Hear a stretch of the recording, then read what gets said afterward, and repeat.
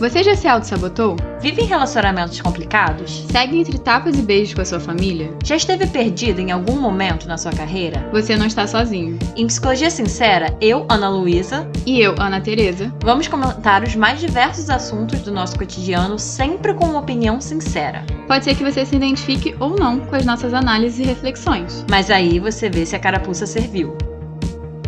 E aí, gente, tudo bem? Quem tá falando aqui é a Ana Tereza, e hoje nós temos um episódio super especial, que nós vamos começar os nossos quadros de entrevistas. A gente chegou a avisar para vocês lá no Instagram, e a gente tem uma convidada incrível hoje para falar sobre violência doméstica. Ela é uma advogada criminalista formada em Direito pela PUC-Rio em 2020, estagiou na Defensoria Pública pela Vítima, Juizado de Violência Doméstica e Familiar contra a Mulher, e a sua monografia final do curso foi sobre o tema de violência doméstica. Ela é feminista e busca adotar tantas lentes de gênero na sua vida pessoal e profissional. E o nome dela é Cecília.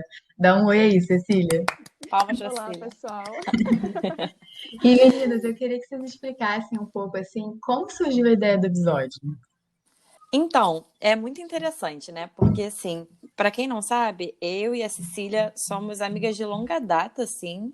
Nós estudamos juntas no colégio, assim, ensino fundamental. A gente se conhece desde bem novinhas. E, bom, a Cecília ouvia nossos episódios, né? Ouvia o podcast. Até que teve um dia que eu recebi uma mensagem dela se convidando para o podcast, né, Cecília? Exatamente, Ana. Foi muito engraçado, porque ouvindo o podcast de vocês, que inclusive recomendo aqui novamente, sou muito fã, acendeu uma luzinha na minha cabeça quando a Ana falou: em briga de marido e mulher, se mete a colher, e eu não se mete a colher, né? E eu não concordo com essa explicação. Eu falei, está certíssima, e eu já sei o que posso falar no podcast de vocês. Fiquei muito feliz que esse convite foi aceito, né? E estou muito feliz de estar aqui. Foi assim que surgiu a ideia do episódio, a gente ficou super animada e achou que valeria super a pena, assim, chamar a Cecília para cá, pra gente falar sobre esse tema. E eu queria lembrar vocês que o tema do episódio é violência e abuso contra a mulher em um relacionamento heterossexual. A gente achou necessário fazer esse corte porque existem muitos aspectos a serem debatidos sobre abuso, né? E não daria tempo de falar sobre todos em um episódio. Nada que é humano é simples e pode ser generalizado, então sempre vão ter singularidades de acordo com gênero, raça, classe, orientação sexual, deficiência ou não, tipo de relacionamento, tem muitas nuances. Então, a gente achou importante avisar que nesse episódio, nós, assim, conscientemente escolhemos que o foco seria especificamente de violência e abuso contra a mulher por homens num relacionamento heterossexual. E aí, uma das motivações também da gente falar sobre isso, né, foi por conta dos aumentos dos casos de violência doméstica durante a quarentena. E no Brasil, o número de denúncias aumentou 34% entre março e abril de 2020 em relação a 2019, segundo o Ministério da Mulher, da Família e dos Direitos Humanos. Então, comparando apenas só o mês de abril, o crescimento é de 36% entre os 2 anos. Além disso, desde as medidas de isolamento social, as denúncias de violência doméstica aumentaram cerca de 50% só no Rio de Janeiro em maio de 2020. Mas a realidade de avanço dos casos aconteceu no mundo todo. Em um levantamento feito em 2021 também, o Brasil registrou 649 feminicídios durante a primeira metade de 2020, de acordo com cifras do Fórum Brasileiro de Segurança Pública. Ou seja, uma alta de 2% em relação ao mesmo período de 2019. Mas em outros crimes contra as mulheres que geralmente exigem que as vítimas registrem uma queixa policial, como por exemplo agressão e estupro, caíram durante esse período. Então, assim, apesar de uma aparente redução, né, esses números não parecem refletir a realidade, mas sim a dificuldade de fazer uma denúncia durante o isolamento, o que faz total sentido quando a gente para pensar nisso, né? E aí, Cecília, eu queria saber de você, existe algum contexto, assim, alguma explicação para a gente entender por que isso acontece com a gente? Com certeza, Ana Luísa. Infelizmente, a resposta não é muito positiva, mas dá algumas dicas de também por que a gente está falando da violência do homem perpetrada com relação à mulher. Então, primeiro, vamos dar 2 passos atrás. O que seria a violência doméstica, né, que a gente está tanto falando aqui? A violência doméstica, conforme definido na Lei Maria da Penha, que a gente vai falar um pouco mais adiante, seria uma violência perpetrada com base em gênero, que pode causar morte, lesão, sofrimento físico, sexual ou psicológico, e até um dano moral ou patrimonial à mulher dentro de uma relação íntima de afeto. Ou seja, o que é isso? Seria uma violência perpetrada contra a mulher em razão de ser mulher, e já já a gente vai deixar isso um pouco mais claro, que acontece numa relação de afeto. Pode ser uma relação familiar, pode ser uma relação amorosa, ou pode não ser nenhuma dessas duas. Pode ser simplesmente uma relação que se dá no âmbito da unidade doméstica. Por exemplo, uma trabalhadora doméstica pode sofrer violência doméstica perpetrada pelo seu patrão, por exemplo. Então, por que a gente falou que é uma violência perpetrada especificamente contra a mulher? O que é perpetrada? Muito importante, porque normalmente, né, como advogada, a gente tem esse hábito de ativar o juridiquês. Perpetrada é o mesmo que praticada. Então, é o mesmo significado. Seria uma violência praticada contra a mulher. Obrigada, Cecília. Obrigada pela intervenção, Ana Tereza. É muito importante fazer, né, essa observação do pessoal do direito. E, bom, antes de explicar esse termo em razão de ser mulher, eu vou mencionar a definição de feminicídio, que a Ana Luísa também mencionou, que teve um aumento, né, nesse período de pandemia. O feminicídio é o homicídio praticado contra a mulher em razão de gênero, ou seja, em razão de ser mulher, novamente. E o que seria isso? Seria o assassinato da mulher por ser mulher. E pode ser no âmbito de uma relação que acontece violência doméstica ou não. Então, o que seria esse em razão de ser mulher? A gente vive numa sociedade patriarcal, em que há uma relação desigual de poder entre o homem e a mulher. Como a Ana falou, existem vários recortes necessários: raça, classe, orientação sexual, deficiência. Mas, em termos gerais, a gente fazendo essa ressalva do recorte necessário, a gente pode afirmar que, historicamente, o homem foi compreendido como universal, racional e atrelado ao público, enquanto a mulher seria a outra, seria o lado emocional, seria atrelada ao privado. E o que isso quer dizer? Quer dizer que o homem sempre participou da vida pública e a mulher, mais uma vez, branca, de classe média alta, esteve por muito tempo restrita à esfera privada. Tanto que o direito ao voto só foi assegurado às mulheres muito depois dos homens. A capacidade civil da mulher não era a mesma do homem no século passado, porque a mulher era civilmente incapaz, tornava-se capaz e, quando se casava, tornava-se novamente relativamente incapaz. Então, eu estou utilizando aqui um pouco o juridiquês de novo, para mostrar que as leis mesmas não defendiam a mulher e encaravam a mulher como inferior ao homem, não tendo os mesmos poderes e possibilidades. Tanto que a mulher precisava da autorização do marido, até não muito tempo, para poder trabalhar oficialmente. Assim, a mulher era submetida ao pátrio poder, ou seja, às decisões primeiro do pai e depois do marido. Gente, tá amarrado. Eu queria até te perguntar, Cecília, que para ler nesse episódio, né, para estudar e não falar besteira aqui para ninguém, eu vi que, por exemplo, você falou das leis e me veio muito à cabeça que a lei do divórcio, né, só foi instaurada nos anos 70. Eu fiquei muito chocada, porque assim, é uma realidade tão comum pra gente e assim, pensar que, por exemplo, a minha avó se casou e não tinha possibilidade de divórcio. Uhum. Com certeza, Ana Tereza. Até como a gente estava conversando no outro dia, né? A realidade mudou muito. Nós, da nossa geração, já crescemos sabendo que divórcio é uma possibilidade. Mas, como você até havia dito antes, isso era encarado como um casamento, tem que ser para sempre. Então, não importasse o que acontecesse, a mulher teria que aguentar e não tinha essa possibilidade legal, não tinha uma proteção financeira para poder seguir a sua vida sem estar sob o julgo daquela pessoa, né? Então, entendendo esse histórico em que a mulher sempre esteve subordinada ao homem, a gente pode entender como é primordial essa importância do público e do privado para a gente falar de violência doméstica. Porque se antes entendia que o privado era uma esfera que o Estado não entrava, que estava no âmbito do casal, aquela famosa frase que deu início a esse podcast, não é mesmo? Uhum. Em briga de marido e mulher não se mete a colher. Se a gente entende isso, a gente entende que qualquer violência que a mulher sofra, ninguém tem que prestar atenção, ninguém tem que olhar para aquele âmbito privado. E isso, felizmente, foi desconstruído com a força do movimento feminista, principalmente a partir dos anos 80 aqui no Brasil. Nos anos 80, após o julgamento do caso do assassinato da Ângela Diniz, aqui no Rio de Janeiro, no estado do Rio de Janeiro, o movimento feminista ficou muito indignado a partir da absolvição do Doca Street, que foi absolvido sob o argumento da legítima defesa da honra, como se qualquer coisa que a Ângela Diniz tivesse feito pudesse atacar a honra de Doca Street e, por isso, ele tinha legitimidade para matá-la. A partir dessa absolvição, no primeiro julgamento, houve muita pressão para que algo fosse feito, para que o Estado olhasse para o privado. Então, desde então, houve uma construção nesse sentido, de que o privado é público, de que em briga de marido e mulher se mete a colher sim, que essa mulher tem que ter uma proteção. Então, obviamente, isso acontece desde sempre, mas a partir desse momento começou a ser construído o entendimento de que esses problemas não são só do casal. Esses problemas podem acontecer com todas as mulheres. E nesse sentido que houve também a pressão para a criação da Lei Maria da Penha, que a gente mencionou há pouco tempo, que é justamente uma lei sancionada em 2006 para proteger as mulheres vítimas de violência doméstica.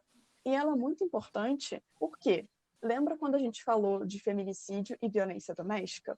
Apesar do feminicídio poder ocorrer numa relação em que haja violência doméstica ou não, o feminicídio, muitas vezes, é o final da escalada da violência doméstica. Como diz a autora Valéria Dias Scarans, existe uma escalada da violência, que pode começar com ameaças, ironias e escândalos dentro de uma relação de afeto e pode terminar com a morte. Então, não é trivial esse tema, é muito importante, porque o que começa com uma piada pode terminar em um assassinato, como a gente acabou de mencionar. Cara, isso é muito importante, né? Você tocou nesse ponto da piada. A gente falou brevemente sobre isso no episódio Você Não Está Sozinha. A gente tocou um pouco nesse ponto das brincadeiras, né? Que muita gente ainda fica com esse discurso de que, cara, mas foi uma brincadeira. Mas peraí, qual foi o contexto que fulano falou isso? Não, ele tava brincando. E isso é muito importante que você falou, porque é muito importante para vocês que estão ouvindo, né? Se vocês ainda pensam muito nessa coisa de, não, mas a piada, mano, será que não é frescura? Não é, porque se tá todo mundo fazendo uma piada que totalmente desqualifica e objetifica, por exemplo, uma mulher, gente, isso ajuda a perpetuar toda uma cultura, toda uma noção de que aquela mulher pode ser objetificada. Então, eu falei uma coisa parecida nesse episódio. Não vai ser o fim do mundo não fazer uma piada machista. Isso acaba perpetuando, como a Cecília falou, é a ponta do iceberg. E você também não vai ser o chato que vai ficar falando as coisas, tipo, não fala isso, maneira nisso, porque você tá indo contra uma coisa que, assim, já tá tão entranhada na nossa sociedade que precisa ser vista e precisa ir contra mesmo.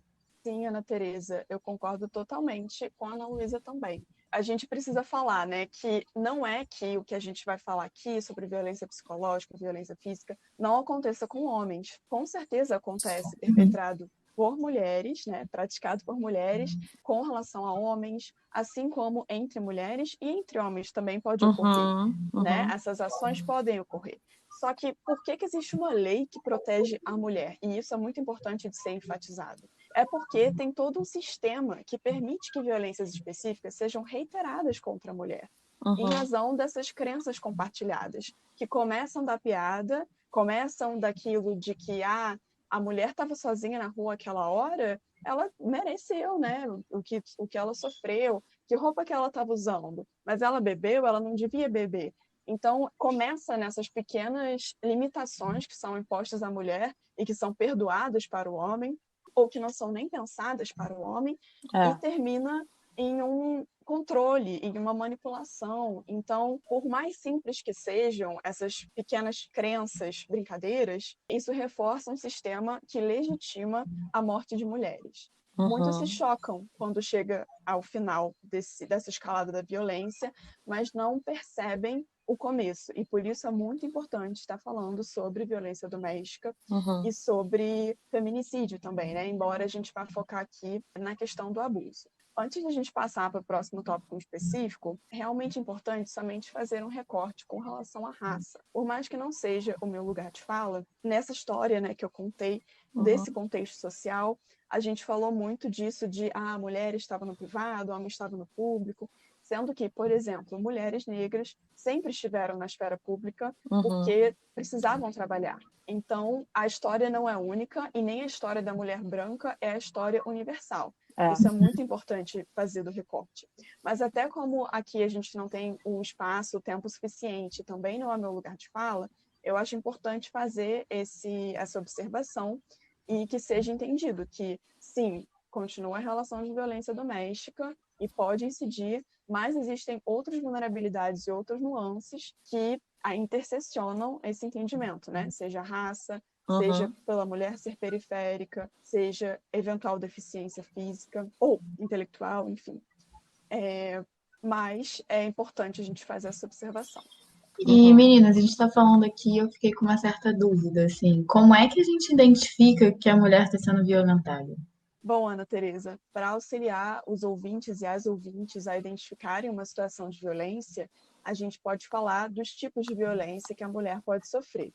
Na Lei Maria da Penha, que a gente mencionou há pouco tempo, tem a descrição explícita de 5 tipos de violência: violência física, psicológica, sexual, patrimonial e moral.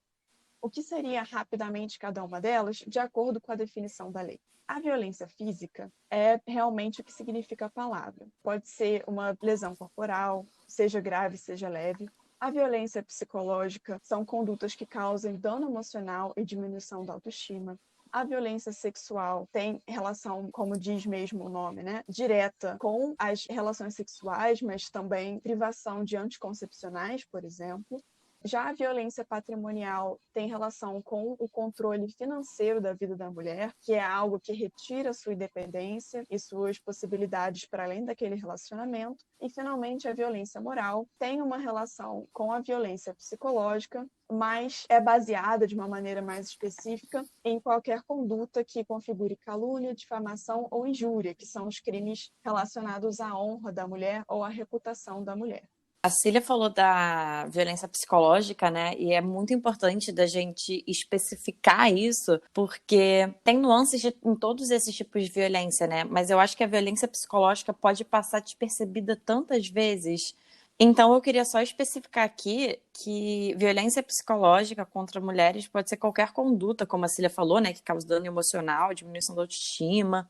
E alguns exemplos podem ser, por exemplo, ameaças, constrangimento, humilhação, manipulação, isolamento, vigilância constante, perseguição, insultos, chantagem, ridicularização, exploração e limitação do direito de ir e vir ou qualquer outro meio que cause um prejuízo à saúde psicológica e à autodeterminação Eu daquela queria mulher. acrescentar, né, a fala da Ana Luísa e da Cecília também, que um aspecto muito interessante da violência psicológica é que normalmente as pessoas não veem muito isso porque é por meio de uma piadinha.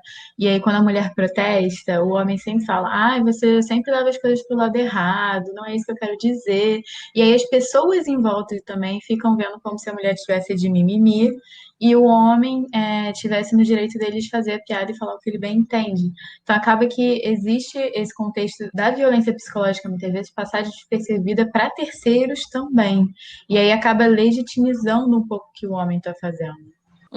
E é interessante, né? Porque, assim, eu ia falar que raramente o homem faz isso em público com a mulher, mas não, na verdade não. Pode fazer sim e passa despercebido. Mas eu tô pensando em um exemplo específico de um ex-casal, né, que eu conheço, e que todo mundo tinha uma imagem, assim, de que o cara era o tal, que ele era maravilhoso, que ele era super desconstruído.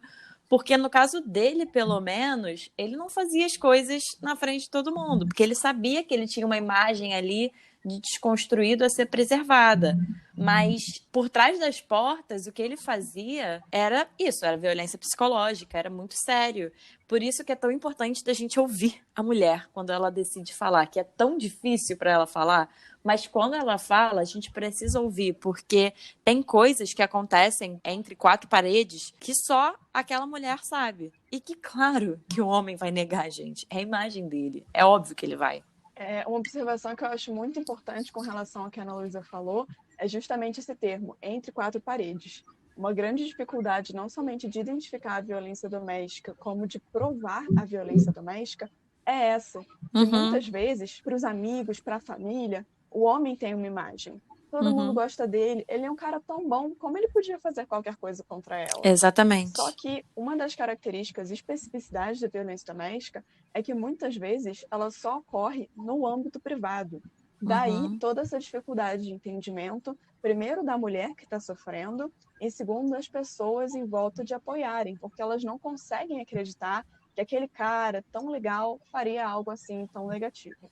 Ai, cara, Uhum. totalmente. Eu já convivi com um casal assim, graças a Deus já se separaram, mas que a gente saía, Uhum. né, e volta e meia a gente via essa pessoa mal, né, a mulher da relação mal e pra baixo e tudo mais, e o cara era sempre tipo, olha, a gente tá discutindo aqui, não é pra você entrar, e aí, tipo, mantinha a imagem dele, e aí quando ia lá pra onde todo mundo tava tudo bem, e a mulher tava, tipo, se sentindo péssima. É. E aí, depois que o cara não tava mais lá, é que ela se sentia confortável de falar com a gente. Mas mesmo assim, ainda era muito sofrido, assim, no sentido de, tipo, não querer culpabilizar ele, sabe? Porque ele já tem uma imagem de ser tão legalzinho. Uhum. E a gente vai entrar um pouco mais sobre isso, um pouco mais pra frente no episódio, mas só pra pontuar em relação a isso que a Ana Teresa falou, que também é muito comum a gente ouvir, mas então por que que ela fica com ele? Não é tão simples assim. Então por que que ela defende ele?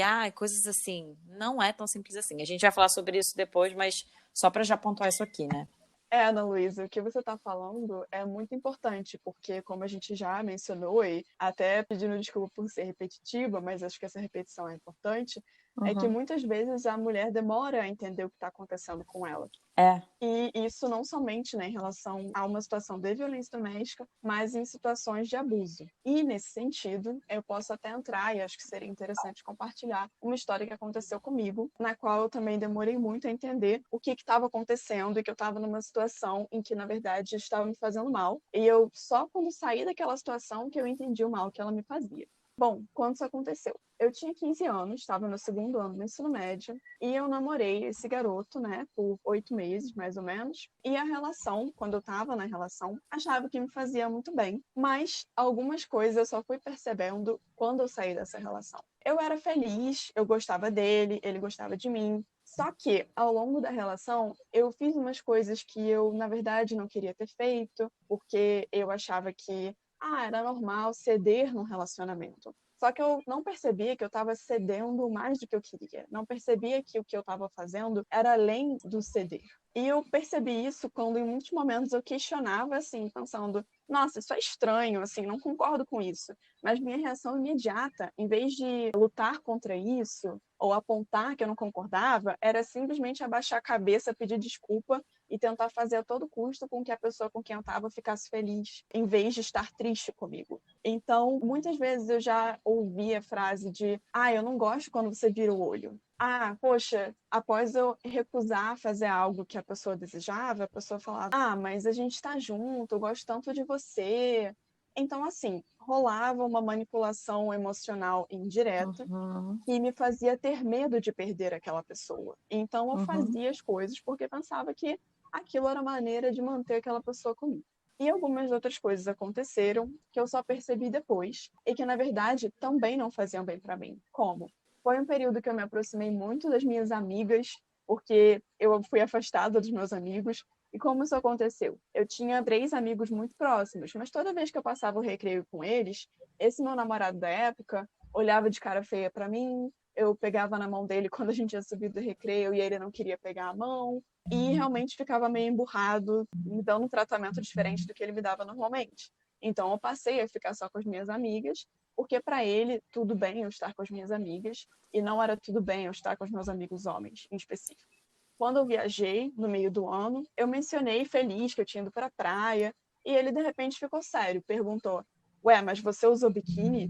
E eu pensei, logicamente sim, eu estava na praia com a minha família, por que que eu não usaria biquíni? E ele imediatamente virou outra pessoa e falou: como assim? Na viagem tal que eu fiz, eu usei uma camisa em respeito a você, porque não faria sentido, né? Eu estar de sunga ou, enfim, de bermuda sem a sua presença. E naquele momento eu estranhei, eu pensei: eu acho que isso não tem problema. Eu acho que eu devo me vestir da maneira que eu quiser, porque ele não é dono do meu corpo, eu não sou dona do corpo dele. Mas, imediatamente, esse pensamento se esvaiu e eu pensei, ele tá chateado comigo. Tem que fazer algo para compensar. Tenho que fazer algo para ele não ficar mais chateado comigo.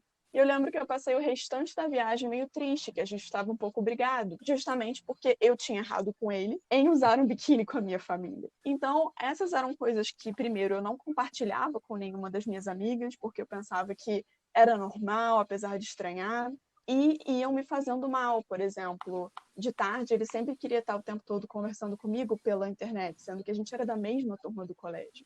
Então, eu pintava de tarde, por exemplo, e eu parei de pintar porque eu sempre tinha que estar ali respondendo as mensagens dele. E nesses 8 meses chegaram ao fim, porque meus pais, diante de uma situação que tinha acontecido, eles não gostaram muito dele, me ordenaram que eu terminasse o relacionamento. Por medo a meus pais, eu terminei. Somente após 2 semanas ele entendeu que o relacionamento estava terminado, porque ao tentar se aproximar de mim de novo, apesar de parecer que estava tudo normal, eu falei, calma, a gente realmente terminou, né? Não cabe mais algum tipo de relação da maneira que a gente tinha. Nesse momento, ele mudou completamente. Ficou irritado comigo, apontou que a culpa pelo fim do relacionamento era minha, sendo que o fim ordenado pelos meus pais ocorreu a partir de uma atitude dele, e ele ainda me ameaçou. Então, a partir daquele momento, eu passei a revisitar tudo o que tinha acontecido e vi que aquele relacionamento fazia mais mal do que bem para mim.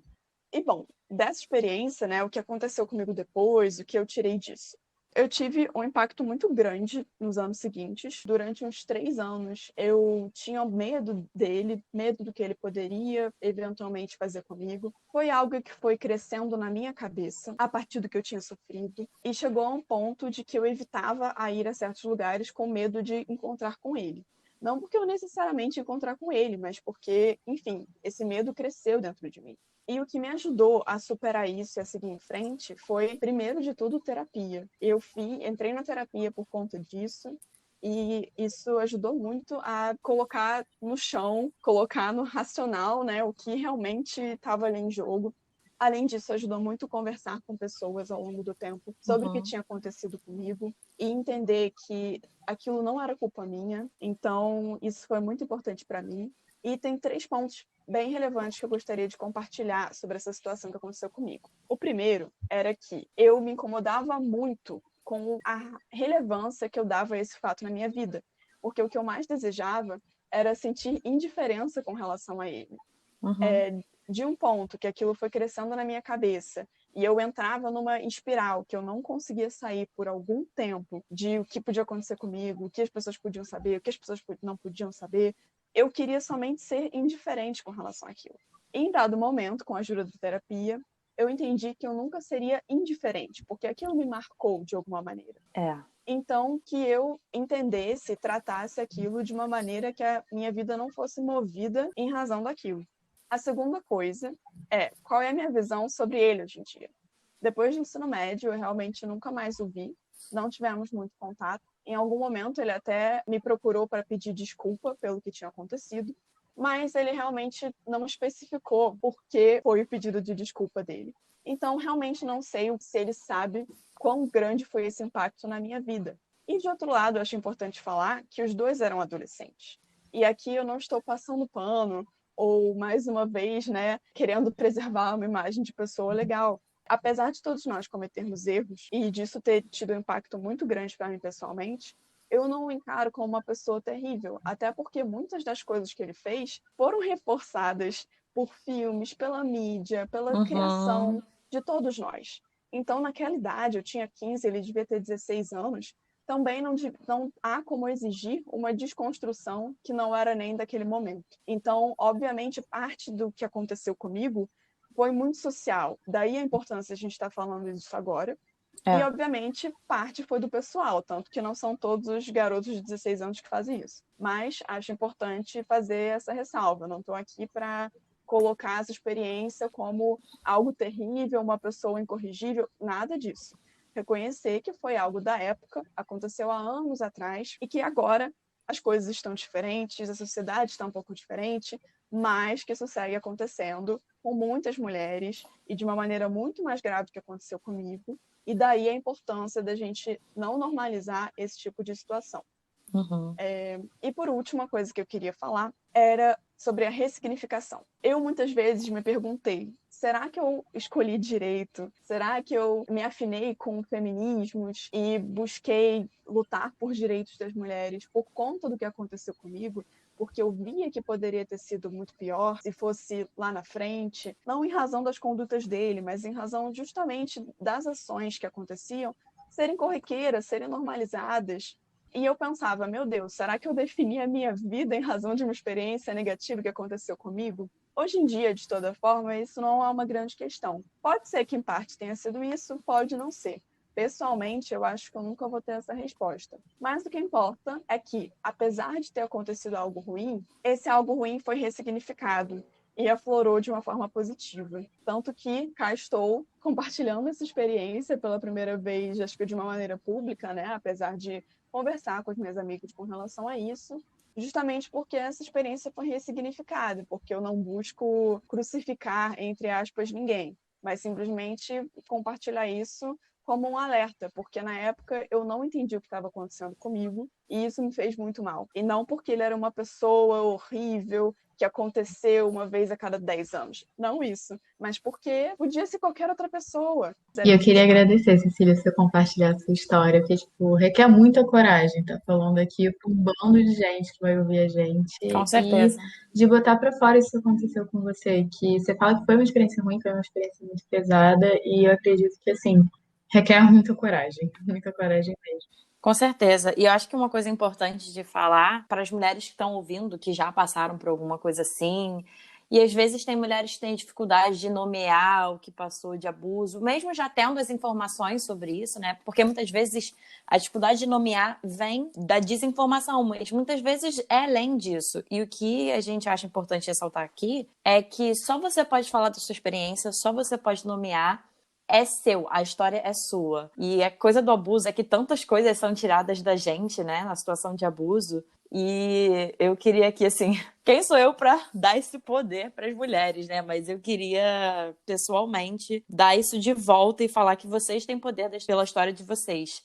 Então, a Cecília, por exemplo, também agradeço do fundo do meu coração por ter tido essa coragem de ter falado aqui. Se você não quisesse, você também não precisaria. E quem quiser compartilhar sua história, pode compartilhar. É realmente uma coisa de assim, vocês não têm obrigação de nada. Vocês fazem o que vocês quiserem com a história. E é isso, assim.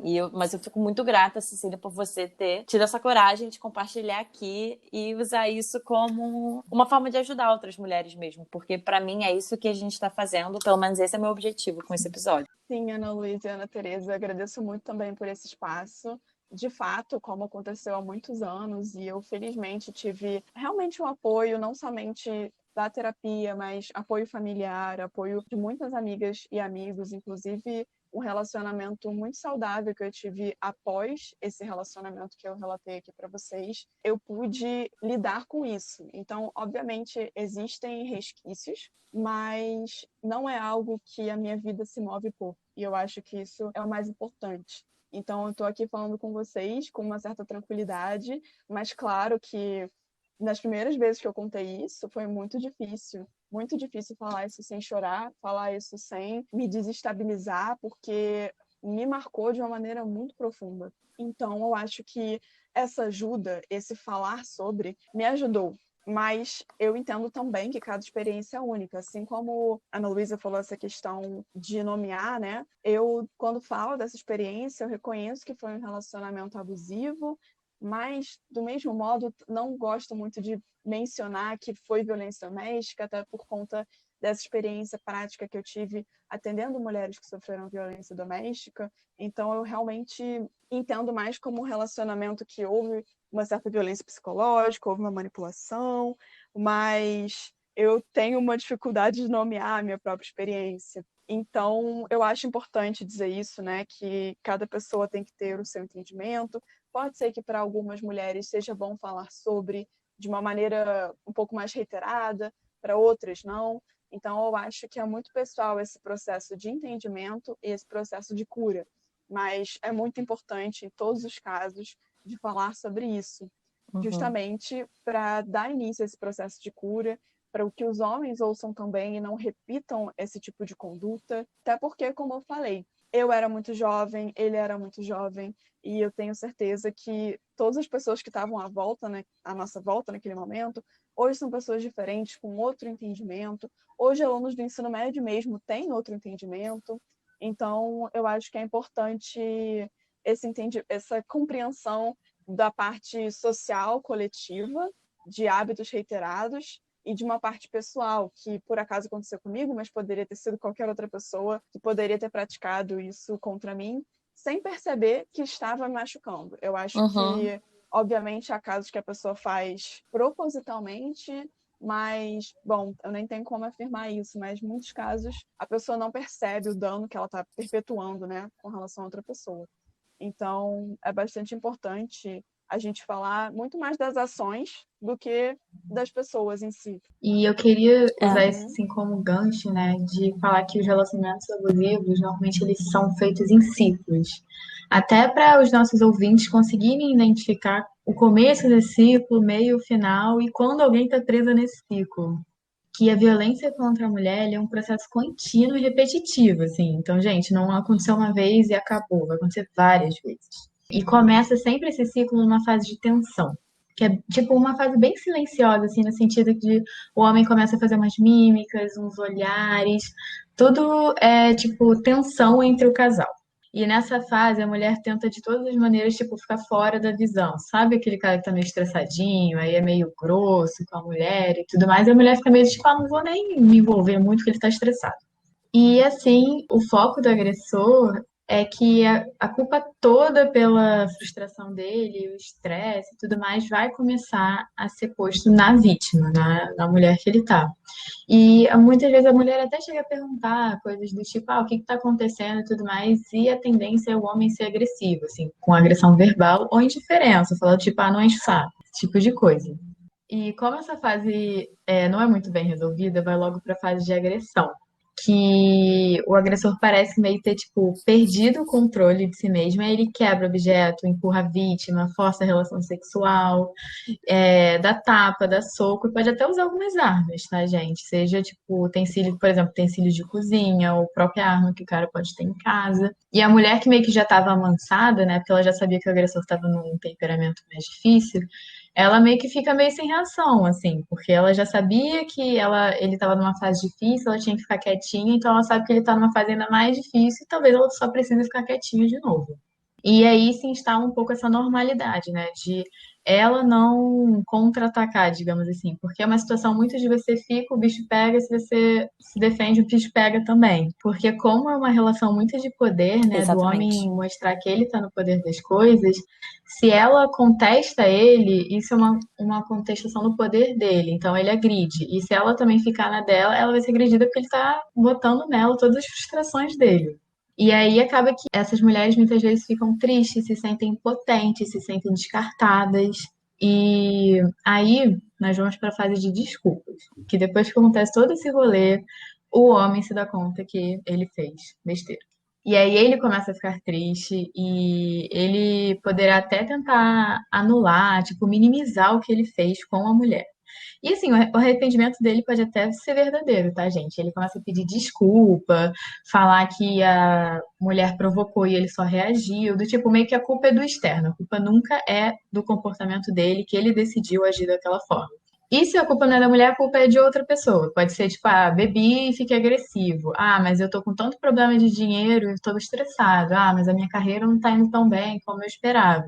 E aí sempre tudo é um motivo para ele perder a cabeça, sendo que na verdade quem tem controle dos próprios atos é ele. Então, assim, é capaz do agressor chorar, falar que vai pedir ajuda profissional, que vai se tratar, envia mensagem de desculpa, prometendo que nunca mais vai acontecer de novo, acaba convencendo a família também, né? Porque ele vai envolver outras pessoas, não só a mulher, pedindo perdão. Em casos mais extremos, a pessoa pode até ameaçar se matar, se a vítima não perdoar. Mas assim, gente, lembrando que isso tudo é um ciclo. Então, é um ciclo que vai se repetir. E só lembrando que toda essa parte de implorar, de envolver outras pessoas, essa coisa dessa ameaça, de cometer suicídio. Isso tudo faz parte dessa manipulação psicológica e emocional que a gente estava falando. Só E para aí, por pontuar último, a isso. gente chega na fase de reconciliação, que é tipo a etapa lua de mel. O agressor, ele fica mais atencioso, fica mais gentil, né? Porque a mulher também foi agredida, então ele precisa reconquistar mais ou menos essa confiança. E aí começa, ele, por esses atos, né, de gentileza, ele começa de novo a ter uma influência muito grande sobre a mulher. Manda flores, dá presente, oferece viagem, propõe sair para um restaurante legal, né? Umas saídas que normalmente eles não fazem, preocupa com a satisfação sexual da parceira, porque tem muitos homens que só se preocupam se eles estão gozando ou não. Estão nem aí para saber se a mulher está tendo prazer ou não. E nessa fase, ele realmente se preocupa se ela está feliz com o sexo, com a vida sexual que eles estão levando. E aí ele vai trazendo de novo a mulher para dentro do relacionamento, até de fato ela acreditar que está tudo sob controle de novo. Só que, gente, recomeça o ciclo tempos depois, com a fase de tensão que eu falei. E é isso, quanto mais a mulher fica, mais esse ciclo se repete cada vez mais. A tendência não é espaçar, a tendência é ser cada vez mais frequente.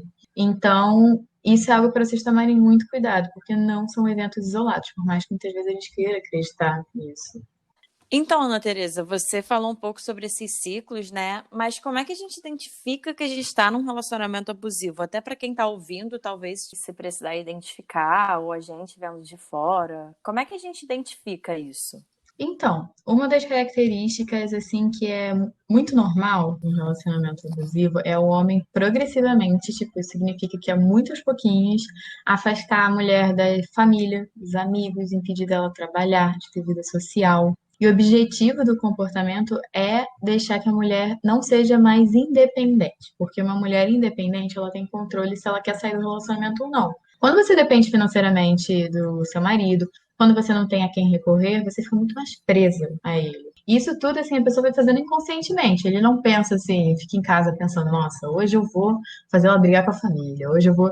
É muito sutil essas coisas, é muito aos pouquinhos. E a própria vítima, né, da violência acaba se isolando sozinha, porque assim, é tanta confusão que o cara começa a arranjar que ela fica, cara, eu só quero ter paz, sabe? Então hoje a gente não vai naquela reunião de família, hoje a gente não vai sair com aqueles amigos porque eu não aguento mais, sabe? Tem que ficar ouvindo depois, eu não aguento mais ter briga.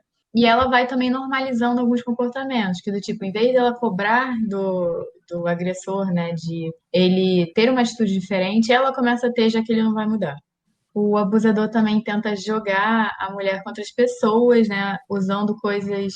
Ah, sua irmã nunca gostou de mim, os seus amigos sempre encrencaram comigo, porque a culpa nunca é dele, né, gente? Vamos sempre lembrar isso.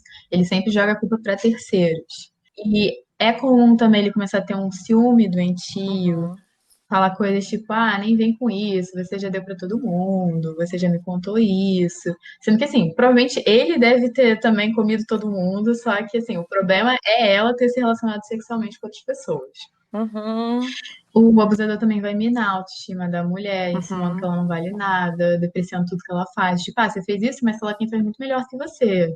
É, não é pra você ficar se achando, não. Que afinal, né, quando a gente tem uma baixa autoestima, a gente também começa a achar que os outros não querem a gente só tem aquela pessoa. Então, é mais jogo ficar num relacionamento ruim do que ficar sozinho, né? Eu discordo com essa, com essa frase, mas assim, eu sei que rola entre muita gente que Uhum. pensa assim.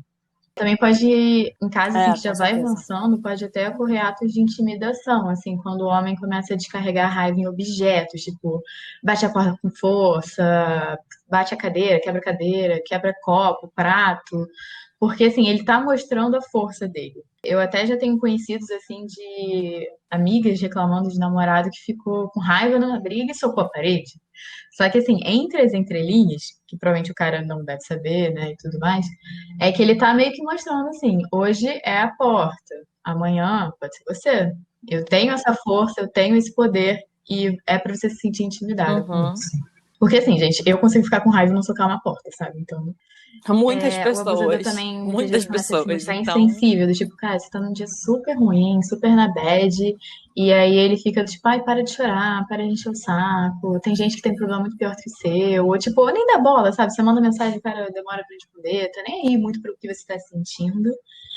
E, assim, tem até homens que, isso tudo já são casos mais avançados, que eles têm represálias contra a pessoa que ama. Assim, ah, se seu amigo ficar me enchendo o saco, eu vou bater, tá? Não vou me controlar. Tipo, começa a ameaçar real. Nossa, Ana Tereza, isso que você falou, esse último ponto, infelizmente me traz lembranças, né? Essa demonstração de masculinidade, de olha o que eu posso fazer. Eu acho que uma observação que é pertinente acrescentar é que, como a Ana Tereza mencionou, muitas vezes isso não é consciente. Então, não adianta a gente olhar para a pessoa com quem a gente está, sendo, né, no caso que a gente está falando, relacionamento heterossexual, e pensar, mas ele nunca faria isso, ele é uma boa pessoa. Muitas vezes ele pode ser uma boa pessoa, pode desejar o bem de outros, mas a gente falou aqui, gente, isso é um sistema. Então, ninguém está livre de passar por essa situação, ou até a pessoa não ter a intenção, mas acabar cometendo algumas dessas ações que podem indicar a situação de um relacionamento abusivo. Como a gente falou, ocorre da mulher com relação ao homem? Ocorre. Mas, em razão desse sistema que torna experiências de mulheres compartilhadas, a gente está falando aqui do homem com relação à mulher. E é muito importante falar que isso também parte de obrigações, entre aspas, que são impostas ao homem, né? Essa questão da masculinidade, do homem se sentir afrontado quando a mulher já teve experiências de relacionamentos anteriores, o que não faz o menor sentido, porque o homem também teve, tudo bem, mas isso poderia ferir a honra do homem. Então, o fundo de tudo isso são essas crenças que já estão ultrapassadas, mas que a gente ainda leva no fundo da nossa cabeça, que alguns filmes dos anos 2000 ainda reiteram, algumas comédias românticas, diga-se de passagem. Então, no fundo, que é importante a gente, enfim, combater esse sistema, porque não é à toa que muitos homens continuam perpetuando isso. Tem que ser responsabilizado individualmente? Com certeza. Mas se a gente não compreender que isso parte de um sistema de crenças compartilhado, a gente nunca vai conseguir combater esse tipo de ação. Com certeza. E só uma coisa importante sobre isso que você falou, né, Cília? Você falou uma coisa da intenção. Às vezes a pessoa não teve nem a intenção. E sim, gente, às vezes a pessoa realmente não teve a intenção. Mas isso não tira a culpa e a responsabilidade dela quando ela faz. Dela não, né? Agora eu tô falando dele, do homem. Isso não tira a culpa e a responsabilidade dele quando ele faz, independente dele não ter a intenção. Então, a falta da intenção não é justificativa para que ele não tenha uma consequência e para que ele não seja responsabilizado por aquilo que ele fez. Só um comentário sobre isso. Exatamente. Mas dentro disso que a Ana Tereza falou, né, estava explicando o que é um relacionamento abusivo e fazendo uma referência ao que eu já tinha falado anteriormente no episódio de pessoas que falam, tá, vocês estão falando tudo de relacionamento abusivo, parece horrível. Então por que fulana não saiu do relacionamento? E, gente, não é tão simples assim. Na maioria dos casos, existe uma limitação em sair de algumas situações por conta, primeiro, do medo daquela pessoa mesmo, medo do que aquela pessoa pode fazer, mas muitas vezes também do medo do desconhecido. Porque a violência, por exemplo, ela é vivida por muitas mulheres desde a família de origem. Então, às vezes, ela foi agredida por pais, avós, enfim. Então, bem ou mal, é alguma coisa familiar para aquela pessoa. E por conta disso, ela pode acabar perpetuando em relações e gerações seguintes uma coisa que ela aprendeu e que é a vivência que ela conhece. Muitas vezes a pessoa cresce com a introjeção, a crença, né, de que ela é violentada porque merece. Vale lembrar que familiar não quer dizer que isso é bom ou ruim, quer dizer que a gente já conhece. Que a gente acha que o que é familiar é bom. Não, gente, não necessariamente. Exatamente, muito bem pontuado. Outra coisa importante de falar, agora em termos um pouco mais conceituais, que a gente tenta trazer nossas observações, eu e a Ana Tereza, né, das nossas abordagens, que a experiência de ser violentada em si é uma situação inacabada, que é um conceito da minha abordagem, a Gestalt terapia. E aí, para quem quiser saber um pouco mais sobre esse conceito, eu já falei sobre ele no meu Instagram profissional, não vou me alongar muito aqui, mas basicamente a situação inacabada é uma situação que não teve um fechamento, que ficou mal resolvida dentro da gente e que geralmente acontece quando a gente não expressa alguma coisa que a gente precisa expressar naquela situação, ou quando a gente tem alguma dificuldade de lidar ou aceitar o que aconteceu.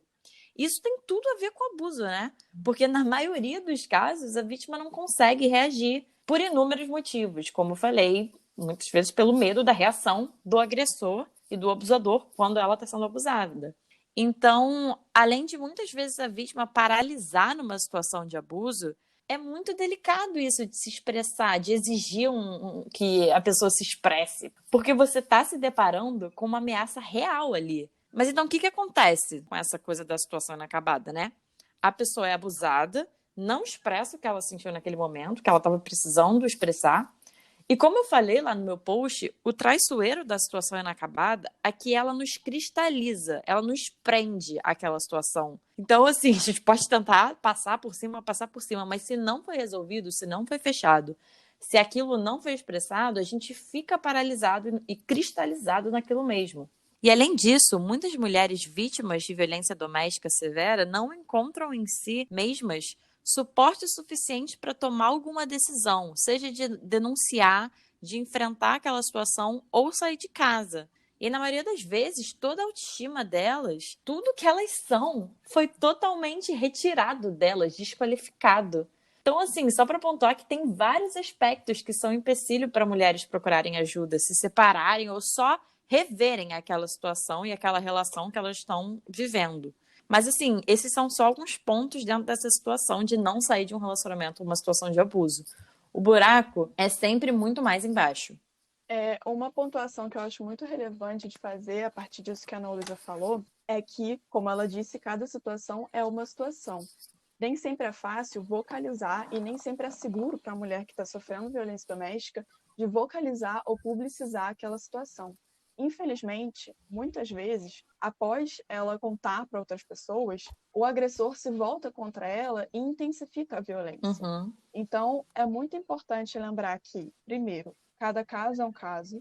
Segundo, é essencial que essa mulher tenha um sistema de apoio que possa identificar essa situação e auxiliar essa mulher a sair daquela relação de violência. E terceiro, não devemos generalizar. Mesmo com esse grupo de apoio, pode ser que a mulher tenha muita dificuldade para sair. Uhum. Seja em razão dos filhos, seja em razão do agressor, que é um policial. Então, para quem que ela vai recorrer se ele é amigo de quem está na delegacia? Uhum. Então, nós nunca devemos culpabilizar a mulher por não sair daquela situação de violência. Para além disso, para cada mulher, o empoderamento vem de uma forma diferente. Pode ser que, para você, numa situação de um relacionamento não saudável, falar sobre ele, tornar público, seja importante, seja parte do processo de cura. Mas muitas mulheres não têm o suporte nem a possibilidade necessária de se manterem seguras após essa publicização. Então, aqui, o que a gente está buscando é informar para que mais mulheres estejam independentes e fora de relações abusivas. Mas que a gente ressalta, cada situação é diferente. Então, não estamos aqui incentivando que uma atitude ou outra seja tomada de imediato. Nós estamos mostrando caminhos possíveis e mostrando formas de ajudar, já que cada processo desses, apesar de ter elementos identificáveis, é único. E Cecília, eu fiquei aqui me perguntando, existe leis que protegem essas mulheres? Assim, o que uma mulher pode fazer se está passando por um relacionamento abusivo, uma situação de agressão, e ela quer recorrer à lei? Bom, Ana Teresa, falando do que pode proteger legalmente as mulheres, a gente pode citar algumas leis, inclusive mais recentes, que dão esse arcabouço jurídico para a proteção. Como a gente falou durante o século passado, nem na lei a mulher era protegida. Pelo menos agora, há algumas garantias, ainda que escritas, para a mulher que, enfim, sofre situações de abuso. Partindo de um post do Instagram Mapa do Acolhimento, que eu até vou dar a referência completa depois dessa organização, a gente pode citar primeiro a Lei Maria da Penha, que eu já mencionei aqui, já falei um pouco mais, que garante a implementação de medidas protetivas em favor da mulher. O que são essas medidas protetivas?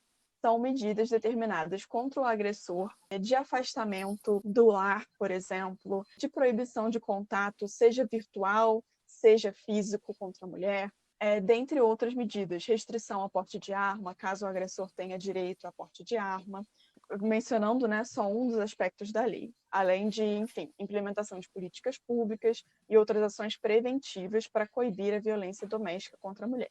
A gente também pode citar a lei do feminicídio, que criou essa figura do feminicídio, né, de 2015, então é bem recente. A lei Carolina Dickmann, que partiu do caso, né, de 2012, que a atriz Carolina Dickmann teve fotos íntimas suas vazadas. E essa lei prevê que invadir dispositivos eletrônicos, como celulares, computadores, com a finalidade de divulgar obter, adulterar dados sem autorização é crime. Para além dessa lei, tem também a Lei Lola Aronovitch, que é de 2018, também bem recente, que atribui à Polícia Federal a investigação de crimes cibernéticos de misoginia. Então, ela foca nesse ódio, desprezo e preconceito contra mulheres e meninas. Para além dessas leis, é importante mencionar também a lei recentemente aprovada pela Câmara, chamada Lei Mariana Ferrer, diante do caso que aconteceu recentemente, que é uma lei que busca zelar pela integridade física e psicológica da vítima, a partir de determinadas medidas e responsabilizações, acerca do tratamento da vítima durante a audiência. Essa lei, de toda forma, não está em vigor. Ela foi aprovada pela Câmara, mas ainda falta o restante do processo legislativo. Mas, em razão de ter sido bem recente essa aprovação, nesse mês de março de 2021, achei relevante trazer aqui. E, bom, falei aqui um pouco dessas leis, desse arcabouço jurídico, mas o que isso quer dizer na prática, não é mesmo? Falando rapidamente dessa distância, infelizmente, entre a teoria e a prática, eu posso mencionar algumas situações que eu vi enquanto estagiava na Defensoria pela Vítima do 1º e 5º Juizado de Violência Doméstica e Familiar contra a Mulher aqui do Fórum da Capital. Como lá a gente lidava somente com as medidas protetivas previstas na Lei Maria da Penha, eu estou fazendo esse recorte em específico, porque na minha vida profissional, né, acadêmica, eu não tive muito contato com as outras leis que eu mencionei aqui. No caso, então, da minha experiência prática, eu via muitas vezes que a mulher tinha dificuldade de relatar essa situação perante a polícia, seja porque ela não tinha dinheiro para passagem, para ir até a delegacia, seja porque ela ia na delegacia, apesar de ser delegacia da mulher, ela não era bem tratada e orientavam que ela voltasse depois, seja porque ela não tinha uma marca no corpo e aí a violência psicológica não era tratada como violência, para além de, uma vez feito o registro de ocorrência, uma vez dado início ao processo e até conseguida a medida protetiva, muitas vezes o homem não respeitava e não tinha como ser responsabilizado, porque, na época, uma vez determinada a medida protetiva, o homem tinha que ter ciência dessa medida que foi determinada contra ele. E muitas vezes, na prática, ele até tinha, porque circulava entre os amigos, porque de algum outro modo, ou até a mulher avisava para ele. Mas ele tinha que receber um oficial de justiça e assinar um papel. E muitas vezes o oficial de justiça não chegava, por exemplo, em algumas favelas. O oficial de justiça alegava que era um território em conflito, que muitas vezes ele não podia entrar. Muitas vezes isso não era totalmente verdade, tanto que a vítima chegava e nos dizia: não tem problema, é uma rua conhecida, uma rua, não haveria problema do oficial de justiça adentrar, mas mesmo assim não entrava, o homem não assinava, e então, diante do descumprimento, nada podia ser feito por nós da Defensoria Pública. Portanto, é muito importante que nós já tenhamos essas leis, em contraposição a um cenário do passado que nem lei reconhecia, né, a independência e o olhar voltado para a mulher. Mas existem, de fato, essas dificuldades e, portanto, a importância também da implementação de políticas públicas, de mudanças na educação e na prevenção da violência doméstica, que também é prevista na Lei Maria da Penha. E muitas vezes são o primeiro passo diante dessas impotências do sistema judiciário, né, de uma maneira geral. E eu acho importante também, eu e a Ana Tereza, a gente fazer só algumas colocações sobre o que a gente faz em uma orientação psicológica com essas vítimas, né, Ana Tereza? Com certeza, porque a primeira coisa assim que se fala é a gente trabalhar com a vítima que ela não é culpada, que o problema está no homem e muitas vezes na sociedade, mas não está nela. Ela não é culpada pelo fato do cara estar estressado e bater nela, ela não é culpada porque o relacionamento não está dando certo. Quem está totalmente errado nessa situação é sempre o agressor. E se isso realmente está afetando psicologicamente ela, é procurar ajuda especializada de um profissional, que seja um psicólogo. Porque a Cecília mesmo trouxe hoje, né, no relato pessoal dela, o quanto isso marca, o quanto isso impacta. Então, assim, fingir que isso não existe, ou deixar isso de lado, pode ser muito pior e pode acabar tomando proporções que não são boas, não são legais. Além de uma dica para quem estiver lidando com pessoas que sofrem violência doméstica e quiserem ajudar, é sempre incentivar a vítima a ter um emprego ou ter uma independência financeira. Porque a Cecília até trouxe, né, essa dificuldade de pagar a passagem do ônibus para ir denunciar. E a partir do momento que você tem uma independência financeira, você vai, paga o ônibus. Em caso até que a independência financeira melhore, a mulher pode até pensar em planos de contingência, de sair de casa, de começar a ver um apartamento longe, porque depois que você faz a denúncia, né, você vai o quê? Voltar para o mesmo lugar onde você está com seu agressor? Isso é um risco também. Então, o primeiro passo é ter essa independência financeira, não depender financeiramente do homem. Ele pode contribuir uma boa parte, mas assim, continuar tendo seu dinheiro, continuar podendo tomar as decisões que você quer. E lembrando, com isso que a Ana Teresa está falando, da importância do debate ser amplo, porque quando a gente fala de violência doméstica, a gente também está falando, por exemplo, de desigualdade social, porque o ideal seria isso, né? Que a mulher tenha uma independência financeira para que ela possa ter uma independência, assim, emocional mesmo dela por ela, pela vida dela. Então, por isso que o debate não é simples. Claro que não vai dar tempo de a gente falar de tudo aqui, mas eu só achei muito importante fazer essa pontuação, que não dá para falar de uma coisa sem falar de outra. Tá tudo interligado. Então, quando a gente está falando disso, quando a gente está falando da importância de incentivar uma independência financeira, a gente está falando da gente também questionar e promover outras mudanças para além só da questão do abuso e da violência da mulher. Da gente realmente ter a possibilidade em uma sociedade, em uma cultura, de fornecer um contexto em que seja possível, por exemplo, uma mulher periférica ter um emprego e ter uma independência financeira. Então, eu só achei importante pontuar isso. E eu também coloquei, né, na questão da orientação psicológica, que primeiro de tudo, assim, a gente precisa acolher e escutar de forma genuína o que aquela mulher está trazendo. Porque numa sociedade que a primeira reação é geralmente culpabilizar a vítima e desqualificar os sentimentos e a vivência dela, então questionar o que ela estava usando, questionar se ela está falando isso mesmo, questionar se o que ela está falando é verdade, ou se ela está falando isso porque, na verdade, ela está com interesse financeiro. Numa sociedade em que essa geralmente é a primeira reação, num atendimento psicológico, é muito importante que a gente acolha e escute. E ofereça, nesse início, o maior espaço de acolhimento, escuta e confirmação possível do que aquela pessoa está trazendo, do que ela está sentindo e da vivência dela. E depois disso, é entender que o autossuporte daquela mulher foi quase que totalmente ou realmente totalmente retirado dela. Então isso vai ter que ser desenvolvido e devolvido a ela aos poucos. Nada acontece de um dia para o outro, é um trauma muito forte. Então, assim, o caminho para alcançar o autossuporte, ele sempre passa necessariamente pelo autoconhecimento e a autoaceitação daquela mulher. Porque sem acreditar em si mesma, ela não consegue desenvolver um suporte próprio. E aí eu tô falando de um suporte emocional. E esse autossuporte é necessário para aquela mulher aprender a encontrar soluções novas para os mesmos conflitos, talvez em relações posteriores, né? Então, na terapia, muito provavelmente, o trabalho inicial vai ser ajudar aquela mulher a desenvolver um heterossuporte. O que seria isso? É um suporte no outro. E aí seria no terapeuta no início, também outras pessoas da rede dela, caso ela tenha. Se ela não tiver uma rede, a gente vai tentar ajudar ela a construir uma rede de apoio.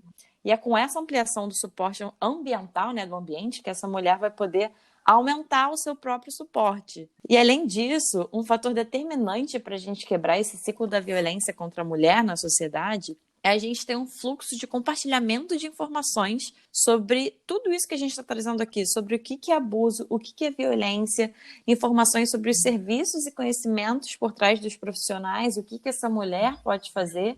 Então, quanto mais informações, melhor para quebrar esse ciclo. E, gente, agora chegou a parte boa, que Tá. é quando os Show. ouvintes participam Vai aqui lá. do nosso episódio, que durante a semana eu e a Ana Luísa a gente vai postando story e vai abrindo caixinhas de pergunta para vocês participarem do episódio que a gente vai gravar. E normalmente a gente pede para vocês mandarem questões, perguntas, dúvidas que vocês têm sobre um tema que a gente vai gravar na semana. Então, a gente abriu a caixinha, recebeu 3 perguntas sobre violência doméstica que a gente vai responder agora. E eu queria te perguntar, Ana Luísa, quais são os sinais que o homem será violento? Bom, gente, na verdade, a resposta dessa pergunta a gente acabou respondendo já no episódio.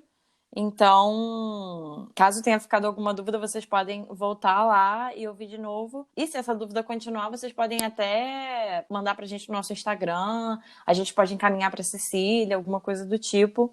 Mas é isso, a gente acabou respondendo essa pergunta, né? E Ana Tereza, como sair dessa situação, considerando que muitos abusadores matam mulheres depois da separação?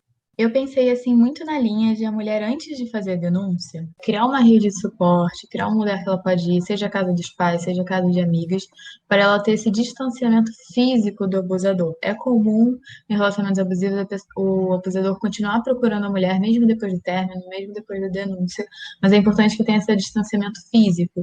Por isso que assim, muitas vezes esse processo de denúncia é um processo, não é do tipo, hoje eu acordei e vou lá denunciar. Não, você tem que se preparar algumas vezes porque você precisa sair de casa, você precisa ter um dinheiro para sair de casa, então você precisa procurar um emprego antes.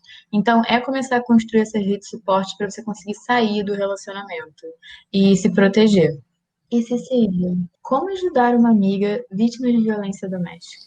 Bom, Ana Tereza, a primeira coisa que eu posso dizer é, se você, ouvinte, está preocupada com uma amiga sofrendo violência doméstica e está ouvindo esse podcast buscando se informar e dando um suporte para ela, você já está fazendo grande parte do que você deve fazer, que é, primeiro de tudo, a escuta. Acolher, escutar, incentivar que ela busque uma rede de apoio. Como a Luísa falou anteriormente, é muito importante dar esse suporte, tanto financeiro, se possível, no sentido de incentivar que ela tenha um emprego, tenha uma independência financeira, como prático, tendo a sua casa à disposição. Obviamente, nesse período de pandemia, isso é um pouco mais complicado, mas fazendo o que for possível, na medida dos seus limites também, claro, mas exercendo principalmente essa escuta, que é muito importante para a vítima de violência doméstica se empoderar e fortalecer para conseguir sair daquela situação. E, bom, em um aspecto prático, para além desse suporte,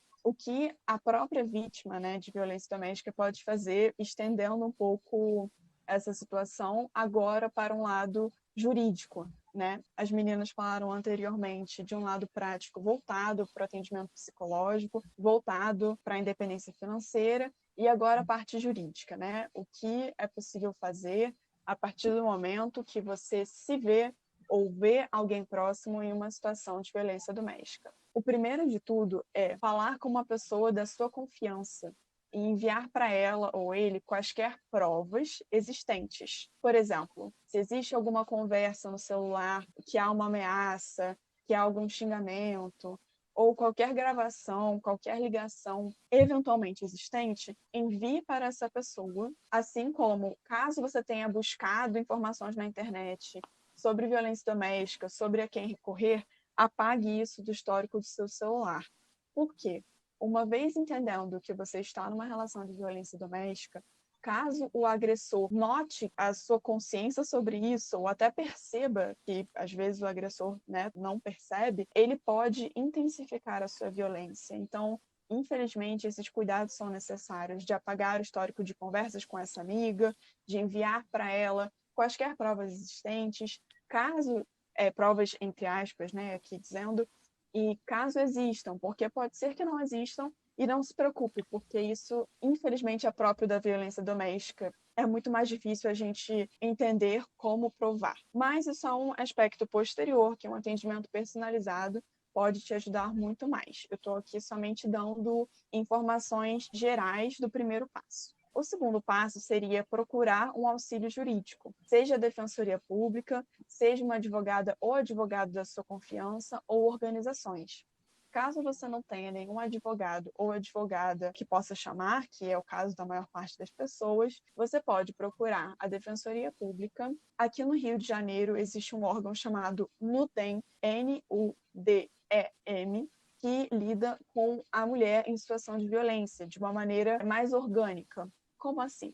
Dá orientação e encaminhamento para outros órgãos específicos, dá início a ações, seja de divórcio, seja de alimentos, seja encaminhamento para buscar medidas protetivas. Então, caso você não tenha o suporte ou a atenção já de um advogado ou advogada, busque a Defensoria Pública. E como você pode fazer isso nesse momento de pandemia? Buscando no Google Defensoria Pública no DEM, você consegue achar os contatos do atendimento remoto e os horários de funcionamento. Eu sei que eles têm um WhatsApp que você pode mandar por texto ou áudio a sua queixa ou a sua situação e eles podem te responder. Para além da Defensoria Pública, você pode buscar organizações que reúnam advogadas e psicólogas voluntárias que promovem o atendimento gratuito para mulheres em situação de violência. Eu vou mencionar aqui o @ do Instagram de 3 organizações, às quais vocês podem recorrer e os perfis nos quais vão ter outras informações de contato, seja o site, seja eventualmente números de telefone, seja formulários. Se você não tem Instagram, não tem problema. Basta somente procurar no Google o nome que eu vou falar, escrever Instagram do lado, que você consegue acessar a página. Os Instagrams que eu vou mencionar são Nós Seguras, se escreve NOS Seguras, Mapa do Acolhimento, @Mapa do Acolhimento, e a organização Tamo Juntas, cujo Instagram é @atamo, TAMO, juntas. Não deixe de passar essas informações para outras mulheres e para uma pessoa da sua confiança. Isso é muito importante. E a minha última observação é que, normalmente, né, em primeiro lugar, eu diria que o ideal seria ir à delegacia para poder registrar a ocorrência, caso ocorra violência doméstica. Mas, na prática, a gente vê que, às vezes, o atendimento não é o melhor, justamente porque, mais uma vez, essa questão é social e temos aqueles problemas que eu mencionei anteriormente. Então, o ideal é, primeiro, além de buscar uma pessoa da sua confiança e buscar um auxílio jurídico, ter essa escuta para verificar qual ação tomar e tomar essa ação acompanhada de uma pessoa que esteja ouvindo o seu caso em específico. Só faço uma pequena exceção com relação a agressões físicas e sexuais, nas quais é muito importante, apesar de ser difícil, assim que possível, fazer o registro de ocorrência. Por quê? Porque as marcas acabam saindo com o tempo e para justamente ter aquela evidência de que ocorreu uma agressão, é importante logo realizar o exame no Instituto Médico Legal. E para isso é necessário fazer um registro de ocorrência em uma delegacia. Pode ser qualquer delegacia, mas o ideal é que seja na delegacia da mulher, que espera-se ter um atendimento melhor e mais especializado. De toda forma, e aí eu finalizo a minha fala nesse momento, é importante, apesar daqueles problemas da prática versus a teoria que eu mencionei, que a gente não desencoraje a busca pelos sistemas de auxílio do governo. Isso por quê? Porque aqui a gente está reforçando que todas as mulheres merecem ter uma vida plena e independente. E para isso, às vezes é necessário esse auxílio do governo. Então, ouvindo esse podcast, talvez você pode se perguntar: caramba, mas eu vou enfrentar problema na delegacia, eu posso conseguir a medida, mas a medida não vai ser implementada. Será que isso vai me trazer mais violência? E, infelizmente, de fato, não são questionamentos simples de serem respondidos. Por isso que eu reforço que, independentemente de qualquer coisa, busque acolhimento psicológico e jurídico, ainda que seja somente na esfera das organizações, de ter uma orientação jurídica, uma orientação psicológica, porque normalmente essas mulheres atendendo são especializadas nisso, têm esse entendimento de possível agravamento da violência, têm o seu melhor interesse em mente e vão poder construir junto com você uma saída para esse momento de forma a preservar a sua integridade física e psicológica. Então, independentemente da sua situação e dentro dos seus limites, não deixe de buscar ajuda, porque você merece ser ajudada, não merece estar nessa situação caso esteja sofrendo violência doméstica, caso esteja sofrendo qualquer tipo de agressão, e não é sua culpa. E Cecília, você teria alguma sugestão para a gente estudar mais sobre o assunto, ouvir mais sobre o assunto? Assim, alguma dica? Com certeza, Ana Teresa. Falando primeiro que tem muitas indicações diversas nesse tema, tanto para leitores diversos como para leitores da área de psicologia, da área do direito. Então, eu queria fazer algumas indicações pontuais, senão esse podcast não ia acabar. Primeiro, de 2 livros que eu utilizei, inclusive, para minha monografia, que seriam o Lei Maria da Penha na Prática, da Adriana Ramos de Melo e Lívia de Meira Lima Paiva. A Adriana Ramos de Melo é juíza titular do primeiro juizado de violência doméstica e familiar contra a mulher daqui do Fórum da Capital. Então, é um livro bem direto, bem completo, com relação à prática mesmo, né, dos juizados de violência doméstica. E o livro também chamado Violência Doméstica, Discriminação de Gênero e Medidas Protetivas de Urgência, da Juruá Editora, que são coordenados pela Adriana Vidal de Oliveira, Marcelina Bernardes e Rodrigo de Souza Costa, que é um livro fruto de uma pesquisa interdisciplinar feita pela PUC-Rio e pela UF.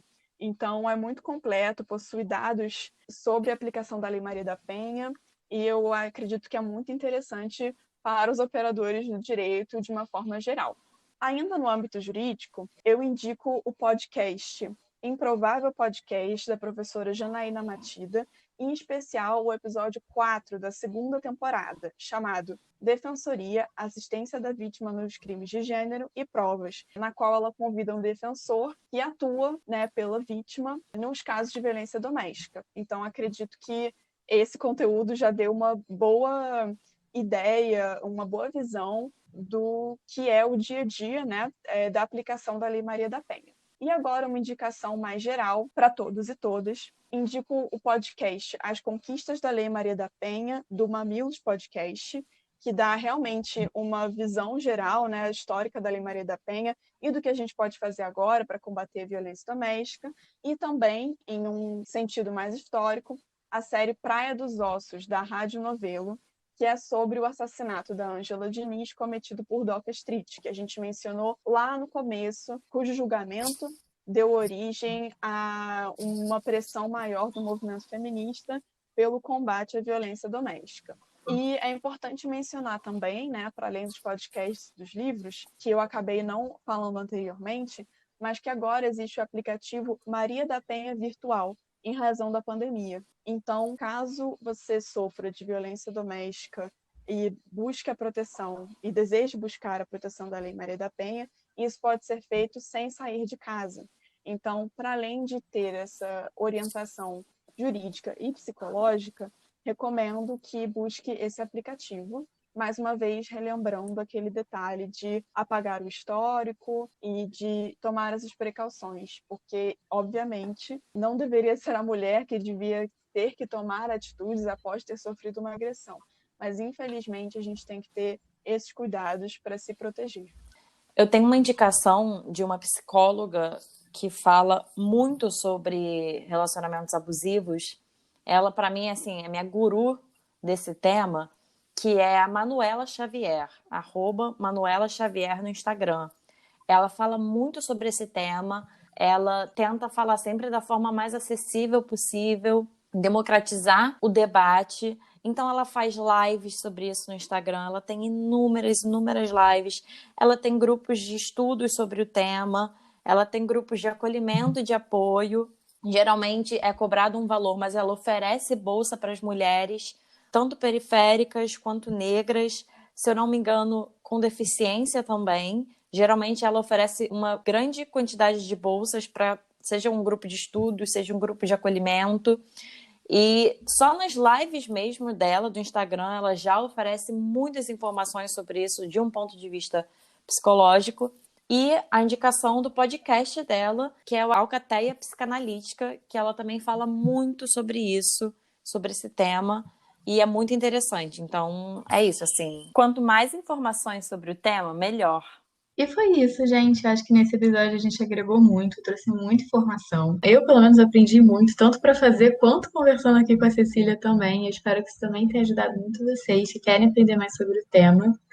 E se vocês quiserem sugerir outro convidado aqui, se vocês quiserem sugerir outro tema, manda uma mensagem pra gente lá no @podcast Psicologia Sincera no Instagram. Ou você também pode mandar um e-mail no podcastpsicologiasincera@gmail.com, que a gente vai adorar saber a opinião de vocês, para vocês também contribuírem aqui.